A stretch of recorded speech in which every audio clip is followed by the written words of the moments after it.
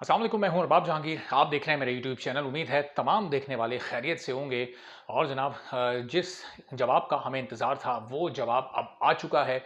और वो जवाब आया है पाकिस्तान क्रिकेट बोर्ड का गुज़िश्ता रोज़ के जय शाह, जो कि बीसीसीआई के सेक्रेटरी हैं, उनके बयान पर। और उन्होंने ये कहा था, चले कल का थोड़ा सा मैं आपको रिव्यू दे देता हूँ और फिर मैंने उससे मुतालिक जो आपसे कुछ हकाइक शेयर किए थे उसका भी एक थोड़ा सा क्विक रिव्यू दे देता हूँ। फिर आज के रमीज़ राजा और पीसीबी के ऑफिशियल हम बयान पर और जवाब पर आते हैं।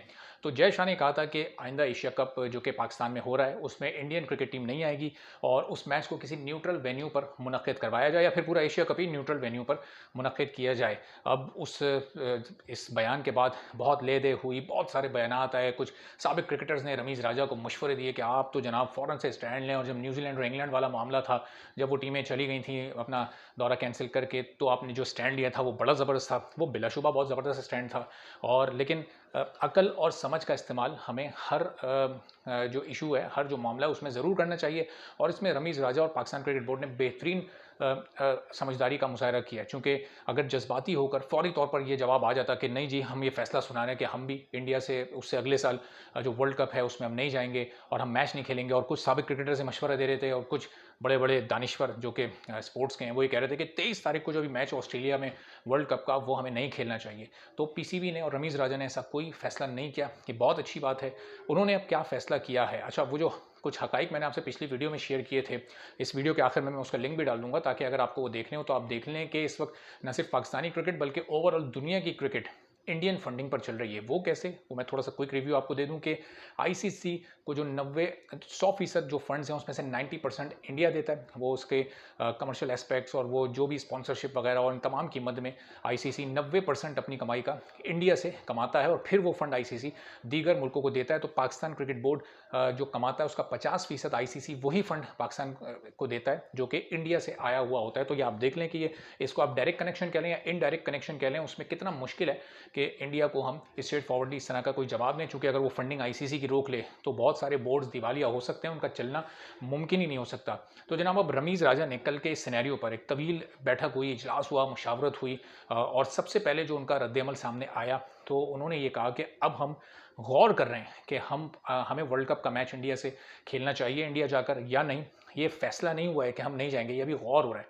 ये उन्होंने एक तरह की वार्निंग दी है, और साथ ही उन्होंने ये भी कहा कि हम इस पर भी गौर कर रहे हैं कि एशियन क्रिकेट काउंसिल, जो कि एशिया के तमाम ममालिक के मफादात के तहफ़्फ़ुज़ के लिए बनी थी, जिन ममालिक के साथ जो छोटे ममालिक हैं या जिन ममालिक की हक तलफ़ी हो, उनके हक में आवाज़ बुलंद करने के लिए बनी थी, तो अगर वो हमारे हुकूक का तहफ़्फ़ुज़ ही नहीं कर सकती तो फिर हमारे उसमें रहने का फ़ायदा क्या है। तो ये भी एक पॉइंट उन्होंने उठाया कि हम फिर क्या क्या एसीसी से अलहदगी इख्तियार कर लें और एसीसी को फिर क्या ख़त्म कर दिया जाए।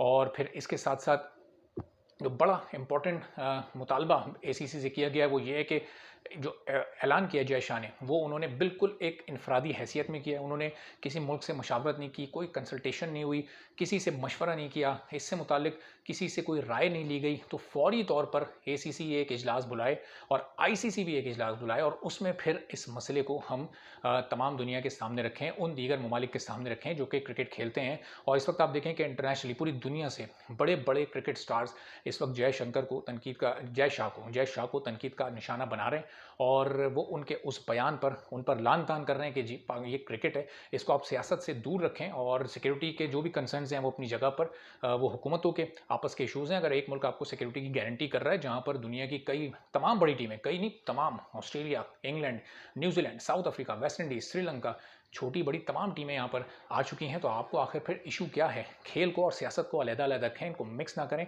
इससे खेल का हुस्न भी ख़राब होता है। और अब जो 23 तारीख का मैच है, बहुत सारे साबिक क्रिकेटर्स ने जो कि इंटरनेशनल दूसरे ममालिक के हैं, उन्होंने पाकिस्तान को ये भी मशवरा दिया कि अब आप ग्राउंड में परफॉर्मेंस से जवाब दें। तो अब 23 अक्टूबर के मैच की जो हाइप है जनाब, अब वो एक नेक्स्ट लेवल पर चली गई है। अब एक तो शाहीन शाह अफरीदी का कमबैक हो रहा है, और फिर उनका वो स्पेल जो पिछले वर्ल्ड कप में था वो सबको याद है, और अब पाकिस्तान को एक बड़ा ज़ोरदार और दमदार जवाब देना है। रमीज़ राजा अपना काम कर चुके हैं, बड़ा बैलेंस और बड़ा सॉलिड उन्होंने ये जवाब दिया है, जिसमें बहुत सारे मार्जिन्स अभी मौजूद हैं और इसमें गुफ्तगू हो सकती है, इसमें कंसल्टेशन हो सकती है, इसमें इजलास बुलाकर उसमें बात हो सकती है। कोई उन्होंने रिजिड किस्म का एक स्टांस नहीं लिया कि फिर उसमें पाकिस्तान का नुकसान हो। बहरहाल उन्होंने पाकिस्तानी मफादात को मद्देनज़र रखा है, पाकिस्तान की क्रिकेट की बेहतरी को सामने रखा है। तो अब रमीज़ राजा अपना किरदार अदा कर चुके, अब किरदार अदा करना है उन 11 खिलाड़ियों ने जो कि 23 अक्टूबर को मैदान में उतरेंगे भारत के खिलाफ। और ज़ाहिर है बाबर आजम की क़यादत में एक बार फिर बेहतरीन मौका होगा पाकिस्तान के पास, जो वहाँ की कंडीशंस हैं ऑस्ट्रेलिया की, पाकिस्तान की बॉलिंग को बहुत सूट करती हैं। तो इस नेक्स्ट लेवल मैच में नेक्स्ट लेवल की परफॉर्मेंस अब एक्सपेक्टेड है शाहीन शाह अफरीदी से, नसीम शाह से, हारिस रऊफ़ से, और फिर रिजवान, बाबर और जो मिडिल ऑर्डर में शामिल होते हैं, फिर शादाब और नवाज़ वगैरह, और फिर जो दो चार ऐसे लोग हैं जिन पर बहुत ज़्यादा क्रिटिसिज्म भी होता है, उनके लिए भी बड़ा अच्छा मौका है कि वो इस मैच में ऐसी परफॉर्मेंस दें कि उनके नाकदीन के जो मुंह हैं वो बंद हो जाएं और अपनी परफॉर्मेंस से वो अपनी सिलेक्शन को दुरुस्त साबित कर दें। तो अब इस नेक्स्ट लेवल मैच में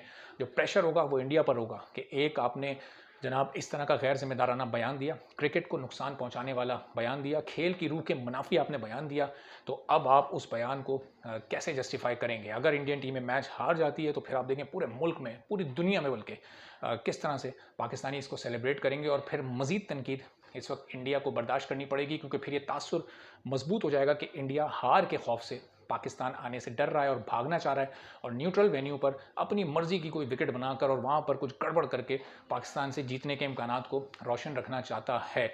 चूँकि दुबई में सब हाल देख चुके हैं, क्या हाल हुआ, एशिया कप में भी देखा कि इंडियन टीम फाइनल में ही नहीं पहुँच सकी।